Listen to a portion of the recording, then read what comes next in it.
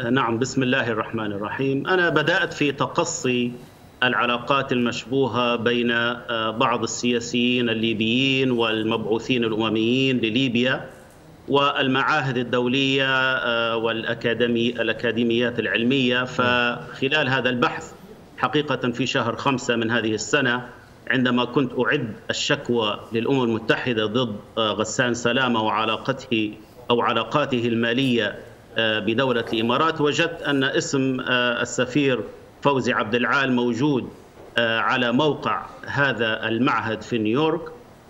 كنت في تلك الفترة طبعا كان التركيز على موضوع غسان سلامة، لكني رأيت أنه من المناسب أن أنشر هذا الخبر الآن بدون أن أتهم السيد فوزي أو غيره بأي شيء، لكن هذا أمر أعتقد مثير للاستغراب، وبحكم الوظيفة أو المنصب الذي يشغله السيد السفير، أعتقد أنه يجب أن يوضح للشعب الليبي طبيعة هذه العلاقة. هل هناك مكافأة مالية مقابل هذا العمل؟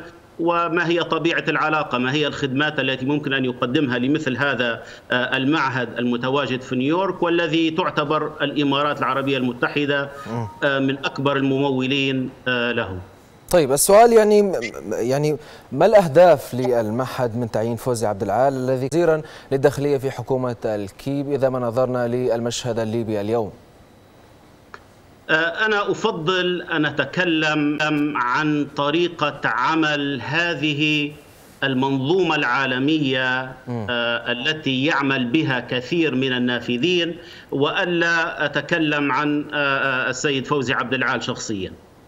هذه المنظومة، سواء المنظومة التي تتمركز في الخليج العربي أو غيره، تعمل على المدى البعيد، تسعى إلى تلميع وتوظيف شخصيات عامة قد تستفيد منها في المستقبل، سواء على المستوى المحلي في نفس البلد الذي يكون منه مثل هذه الشخصية التي تلمع وتدرب، أو على المستوى العالمي. وإن نظرنا إلى سيرة السيد غسان سلامة وعلاقته بالإمارات العربية على مدى سنين طويلة، نفهم كيف تصنع هذه الشخصيات والدور الخطير الذي يمكن أن تقوم به لصالح دولة ضد أخرى. غسان سلامة مثلا على مدى سنين طويلة كان يعطى الجوائز والمكافآت على حسن إدارته وعلى أبحاثه.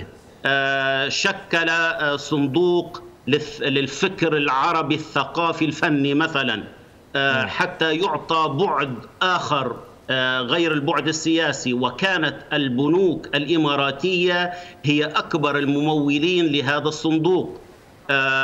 يعطى السيد غسان سلامة مناصب استشارية عالية سامية في دولة الإمارات. فأنت الآن تصنع شخصية متميزة، كذلك عين كمستشار في نفس هذا المعهد ومعاهد أخرى تمولها الإمارات أو تمول جزء من ميزانيتها الإمارات. فأنت الآن تصنع شخصية تبدو للوهلة الأولى شخصية متميزة، شخصية ذات خبرة، شخصية مثقفة، ويمكن لها الآن بعد أن يتم هذا التلميع وهذا التتريب وهذا التخطيط أن تقوم بمهام معينة. الموضوع يأخذ سنوات، وأنا لا أستغرب الآن أن نفس النخب الليبية التي شاركت في تأزيم الأزمة الليبية وكانت رهينة لقوى إقليمية خارجية، الآن هناك عمل حثيث لتلميعها على المستوى الدولي، إعطائها بعد ثقافي فكري سياسي، وستستعمل هذه النخبة سواء في ليبيا على المدى البعيد، أي تحضير جيل ثاني من الشخصيات التي تستطيع أن تخدم هذه الجهات النافذة، أو حتى على المستوى الدولي. أنا حقيقة لا أستغرب بعد سنتين نفس هؤلاء الأشخاص الذين أزموا الوضع في ليبيا وتسببوا في الحرب وتسببوا في هذا الوضع الذي قد تهدر فيه تضحيات الشعب الليبي، نجد هؤلاء مبعوثين خاصين للأمم المتحدة يعتقد أنهم سيحلوا مشاكل في الشرق الأوسط أو وهنا السؤال السيد عماد. نعم، هنا السؤال، يعني الإمارات المتحدة كما يعني فضحت الموضوع الجارديان البريطانية تحدثت عن العلاقة بين برناردينو ليون المبعوث السابق والإمارات، ونصبته في منصب رئيس الأكاديمية الدبلوماسية وتفاوضت معه على المنصب إبان عمله في ليبيا كمبعوث يفترض به النزاهة وأن يكون يعني لاعب وسط بين الأطراف المختلفة في ليبيا. اليوم يتكرر هذا السيناريو إن صح التعبير مع غسان سلامة، ويعني ذات الأمر الإمارات هي من تقوم بشراء المواقف السياسية إن صح التعبير. ما الغرض الآن وكيف سيأثر ذلك على المشهد السياسي في ليبيا؟ أنا أعتقد أنه أحد أهداف هذه المشاريع كما ذكرت إعداد جيل ثاني. هناك شخصيات جدلية معروفة الآن تتزعم الساحة، قد يكون لها نصيب الفوز في الانتخابات المقبلة، لكن هذه الشخصيات أصبحت جدلية، قد لا تخدم هذه المصالح الخارجية على المدى البعيد. فالآن عندما تظهر وجوه جديدة ملمعة لها سيرة ذاتية عالمية، قد تستطيع أن تستلم الراية من هؤلاء وتقوم بتقديم الخدمات لمثل هذه القوى سواء إقليمية أو غيرها. فهؤلاء يعملون على المدى البعيد. نحن الآن ننظر إلى هذه الانتخابات، مشروع الدستور، قانون الانتخاب، نحن ننظر الآن إلى مدى 3 أشهر 6 أشهر تقريبا، لكن هناك من يخطط لفترة 3 سنوات أو 6 سنوات أو 10 سنوات إلى الأمام. طيب، في سؤال أخير، يعني أحد أعضاء النظام السابق سيد مصطفى عتير تحدث عن خطة لاستمالة غسان سلامة لتشكيل حكومة تابعة أو موالية للولايات المتحدة الأمريكية بالتعاون مع إحدى الشركات الأمريكية المتخصصة في هذا المجال. ما صحة هذه الأنباء؟ هذه الأنباء صحيحة 100%. عقد القانون الأمريكي يفرض على أي شركة أمريكية تتعاقد مع شخصية أجنبية بغرض التأثير على السياسة أن تسجل العقد في وزارة العدل.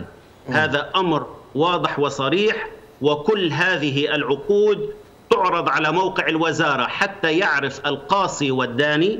طبعا هم يهمهم أن يعرف السياسيون في واشنطن ما هي خلفية كل شخص يأتي ليدفع بفكرة أو بقضية. فكل هذه العقود مسجلة، وهذا العقد موجود ونشرته على صفحتي في الفيسبوك بالتوقيعات بالتواريخ، والهدف واضح وصريح. الهدف أولا التأثير على غسان سلامة بخصوص تشكيلة الحكومة المرتقبة، وضمان أن تكون الحكومة الجديدة التعبير الإنجليزي aligned، أي متماشية أو متوافقة مع السياسة الأمريكية. نعم، شكرا جزيلا لانضمامك. رئيس مؤسسة الديمقراطية وحقوق الإنسان السيد عماد الدين المنتصر، كنت معنا عبر الأقمار الاصطناعية من الولايات المتحدة.